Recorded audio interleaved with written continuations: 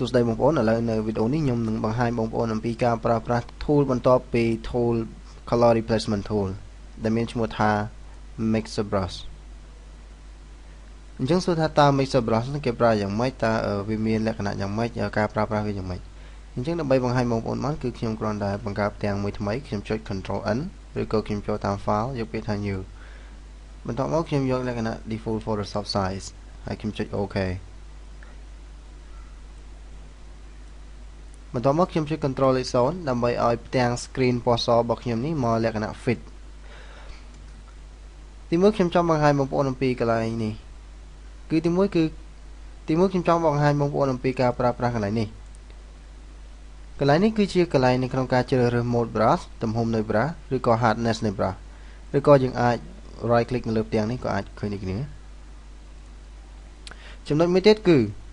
toggle the brush panel toggle the brush panel មានន័យថានៅពេលដែលខ្ញុំ click នៅលើ icon មួយហ្នឹងខ្ញុំនឹងឃើញមាន brush preset មួយដែល load មកតែម្ដងគឺអាចឲ្យខ្ញុំកំណត់ជ្រើសរើសនៅ mode brush ដែលខ្ញុំចង់បានតាមការងារដែលខ្ញុំចង់ធ្វើមួយទៀត load the brush after each stroke clean the brush after each stroke custom weight load mix flow ឧទាហរណ៍ថានៅត្រង់ចំណុចកន្លែង mode ខ្ញុំដាក់ dry ហើយខ្ញុំយក swatches ហើយខ្ញុំរើស color មួយណាដែលខ្ញុំចង់ paint ហើយខ្ញុំយកមកគូ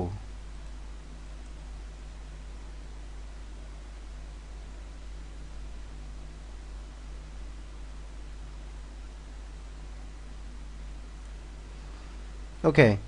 នៅត្រង់ចំណុចនេះហេតុអីបានជា color នឹងមានពណ៌បែបនេះខុសបាត់ហើយខ្ញុំយកមកគូដែលខ្ញុំដាក់ weight 50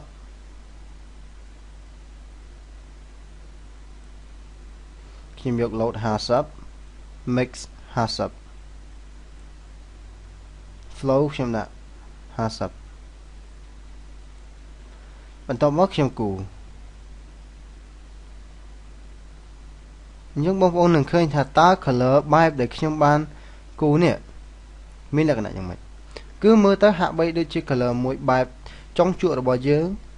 មានលក្ខណៈសើមពីព្រោះថាខ្ញុំបានដាក់ weight load mix និង flow 50 50ឧទាហរណ៍ថានៅត្រង់ចំណុចមួយផ្សេងទៀតខ្ញុំដាក់ vary weight អញ្ចឹងវានឹងផ្លាស់ប្ដូរកន្លែង weight នេះទៅជា100ប៉ុន្តែផ្សេងវាបានផ្លាស់ប្ដូរទេហើយពេលខ្ញុំអ៊ំផ្សារទៀតអញ្ចឹងមើលទៅហាក់បីដូចជាកាន់តែសើមមែនទែននៅចុងជក់របស់ខ្ញុំអញ្ចឹង tool mixer brush ជា tool មួយដែលគេប្រើប្រាស់នៅក្នុងការសម្រាប់លាយនៅ color ចូលគ្នាពីព្រោះថាវាមានឈ្មោះថា mix មានន័យថាគឺយើងលាយ brush បញ្ចូលគ្នាគឺយើងលាយទាំង color ទាំង mode នៃ brush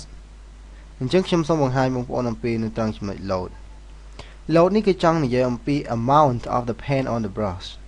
មានន័យថាគឺយើងចង់កំណត់នៅចំនួននៃការដែលយើងគូនៅលើចុង brush របស់យើងបើសិនជាខ្ញុំដាក់100ហើយខ្ញុំគូអញ្ចឹងនៅពេលដែលខ្ញុំគូដំបូងគឺធ្វើឲ្យរូបនេះមានលក្ខណៈដិតជាងនៅពេលដែលខ្ញុំដាក់50អូខេ mix គឺចង់កំណត់ថាតើចំនួននៃការលាយពណ៌ឬក៏ brush បញ្ចូលគ្នាអាចនិយាយបានថាជាការដែលយើងញី color បញ្ចូលគ្នាតើមានលក្ខណៈប៉ុណ្ណាប្រមាណភាគរយទាថាខ្ញុំដាក់ 50% ឬក៏ខ្ញុំដាក់ 100 តមកខ្ញុំចាប់ផ្ដើមអូស color នេះបញ្ចូលគ្នាអញ្ចឹងបងប្អូននឹងឃើញថាតើការលាយនៅ color នេះបញ្ចូលគ្នាមានលក្ខណៈយ៉ាងដូចម្ដេច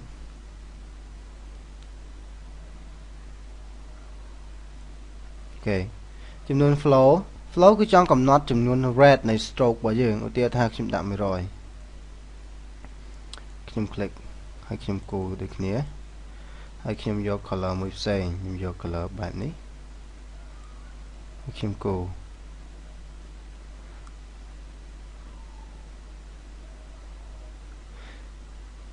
អញ្ចឹងចំណុចដែលពេលដែលខ្ញុំលាយកាន់តែច្រើនហ្នឹងហើយគឺមានន័យថាវាមានភាពខុសប្លែកពីគ្នាពីព្រោះថាបើសិនជា flow ខ្ញុំដាក់0ពេលដែលខ្ញុំគូគឺវាមិនសូវមានផលប៉ះពាល់ទៅលើពណ៌នឹងប៉ុន្មានទេប៉ុន្តែបើសិនជាខ្ញុំដាក់100វាធ្វើឲ្យ color ដែលខ្ញុំប៉ះអូសចំហ្នឹងវា វាមានលក្ខណៈលាយចូលគ្នាអញ្ចឹងនៅពេលដែលខ្ញុំញីពណ៌នេះបញ្ចូលគ្នាឧទាហរណ៍ថាខ្ញុំប្រើ brush មួយហើយខ្ញុំគូពណ៌នឹងពីលើអូខេហើយខ្ញុំយក mixer brush ហើយខ្ញុំញីបញ្ចូលគ្នានេះបើសិនជាខ្ញុំដាក់ flow ត្រឹមតែ24ហើយខ្ញុំអស់នេះអញ្ចឹងវាអត់សូវទេមានថាកម្រិតនៃការញីលាយបញ្ចូលគ្នាវាអត់សូវលាយមកនេះប៉ុន្តែបើសិនខ្ញុំដាក់100ខ្ញុំអស់តែបន្តិចវានឹងញីកាន់តែខ្លាំងអូខេ